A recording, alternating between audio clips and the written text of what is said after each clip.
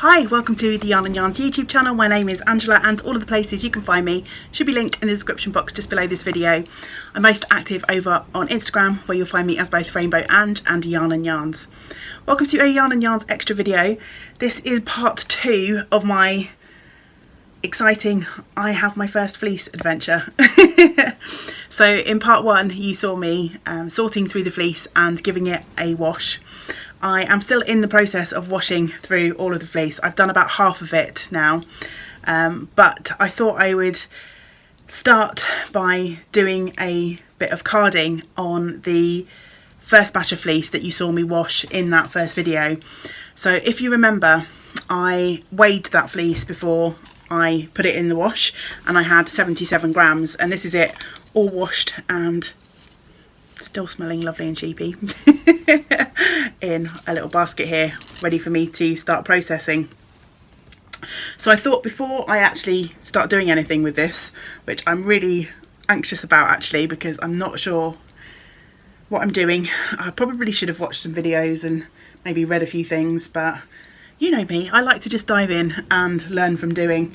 I'll probably do this little batch and then maybe I'll watch some videos and do some reading and see what I'm supposed to be doing rather than what I think I should be doing. So before we get started, I'm going to weigh what we have after washing and see how that differs from the raw fleece. So I've put this yarn bowl on top of the scales, so I'm going to pop that fleece on top, might smush it down a little bit just so I know that it's all being weighed. And the scale says 57 grams. So that's quite interesting already to start with. We've lost about 20 grams just in the washing. I guess some of that was dirt and grease, and then I suspect there are some other little bits and pieces of the fleece that have kind of disappeared and got washed off in that process. So yeah, that's a interesting start for sure. I was chatting on Zoom to the lovely Jenny and Zoe who run Cartrev Yarns together, and they go to the local depot and pick out fleeces to take to a mill to get spun. And they were telling me that the owner of the mill advised them that in the sort of cleaning and spinning process you're likely to end up with yarn that's about 60% of the weight of the fleece that you start with. I think that was right. Hopefully Zoe or Jenny, you'll correct me if that's wrong, but I'm sure you said about 60%, which means that 40% gets washed out or pulled out as not usable, I guess, in the processing. I'm sure that's kind of an average, but yeah, it's an interesting figure to have in the back of my mind. So if you've followed along here for a while, you'll know that the only sort of fibre processing tool that I have are carders, hand carders. I know you can get combs and you can also get drum carders, but at the moment I just have these vintage good old-fashioned hand carders. So I'm going to use those to try and turn my fleece into yarn. It's going to be fun experiment. As I say, I haven't really done much research or put much thought or prep into this. You know me, I like to fly by the seat of my pants. But I hear people talk a lot about locks and tips when they're processing from raw fleece. And if I hold this piece up, this piece of washed fleece, you can see some kind of tips poking out of there. So I think I'm going to grab one of those and start pulling it out and see what happens. So I'm assuming this is a lock. There's a few sort of like scraggly bits on the end there, which I'm wondering whether to pull out, because obviously I want my, if you look at this piece of fibre here, it's nice and fluffy and consistent, and then there's these sort of neppy bits. I don't know if they'd comb out or not, but the less of the sort of inconsistencies that you put onto your carders, I guess the more even your yarn's going to be. So I'm not sure, I might have an experiment. I might just put that whole thing on my carder and see. So I think I'll lay that on my carder and I will find a few more locks to try and lay across the top of the carder here.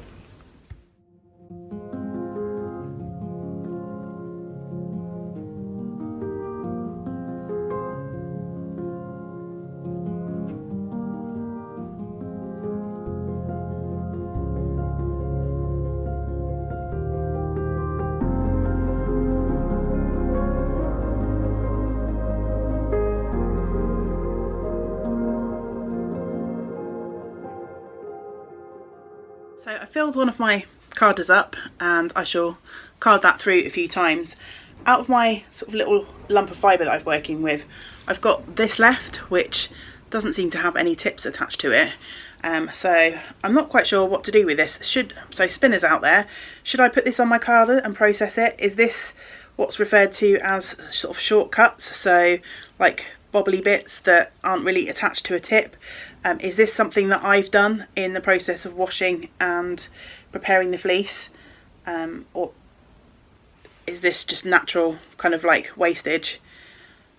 If you have any ideas and thoughts, then please let me know. I'd be interested to know whether I should be sort of keeping and carding these bits or if that's just waste. In the meantime, I'm going to have a go at carding this. Exciting, my first attempt at carding from a fleece that I've washed. Woo.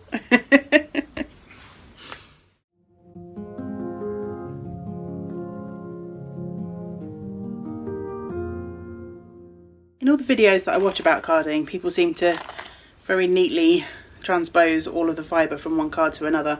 I always end up with bits left on mine. I don't know if that's my inept carding technique or the fact that my carders are older. It's probably my inept carding technique, I imagine. I've brushed that through a few times, so let's roll that up off there if we can.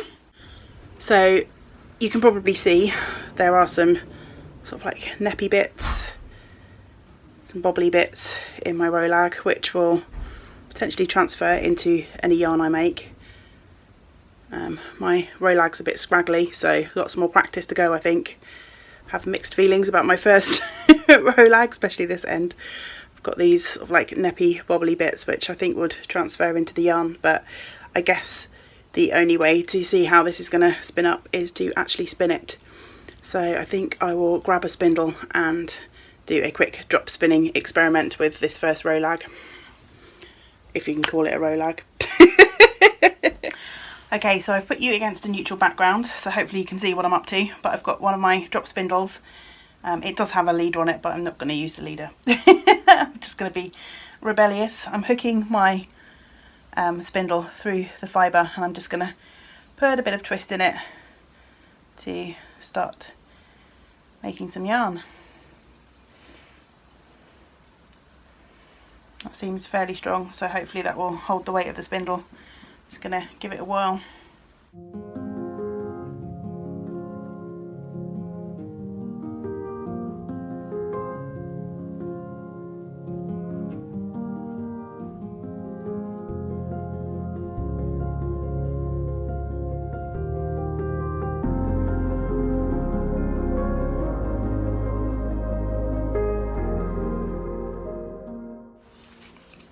So yeah, I think you can probably see as I've spun that, if I hold that against the wall, it's quite textured and lumpy bumpy.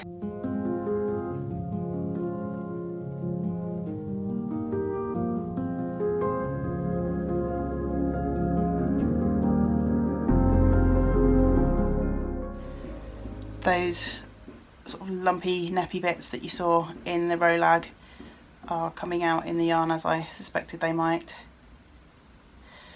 I can still also feel this fleece has got a fair amount of lanolin in it. My hands are getting a little bit sticky as I spin this. So maybe I need to also improve my washing process. I think I'll just continue to spin through the rest of this little rolag. Maybe make a quick 2-ply yarn, give it a soak, maybe knit a little swatch, see what it looks like. So I think I'll wrap it up here for part 2 of this video. I'm going to go off and do a little bit of playing around and a bit of experimentation. I'm going to finish spinning this rolag, the first one that you saw me make, maybe make up a couple more and do a little bit of an experiment. So I think I'll spin this up, maybe do a 2-ply sample, perhaps a 3-ply sample, and also make a couple of rolags to put on the wheel. I've got plenty of fibre to experiment with. As I say, this is just the first handful that I washed, but I want to try and get a nice yarn that I'm going to be able to do something with. My first sort of lumpy bumpy textured experiment is really fun, and I'm really excited to be spinning from fleece that I've prepped myself. I need to do a bit of experimenting, a bit of sampling. Something that I said I don't do in my how do I spin a braid video that you might have seen recently. I'm backtracking on that entirely.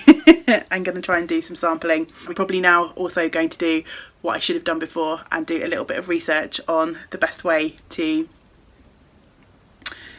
card and process from raw fleece, to see if I can get some tips and tricks on how I should be doing it rather than just fumbling my way through it. I promise I shall be back to share my results and anything that I've learned. So I'm sure the next part of this journey from raw fleece to fibre will pop up here as a Yarn and Yarns extra soon. Until we get to spend time together again, I hope you get to do some of the things that you enjoy. Great big woolly hugs to you all. Bye for now.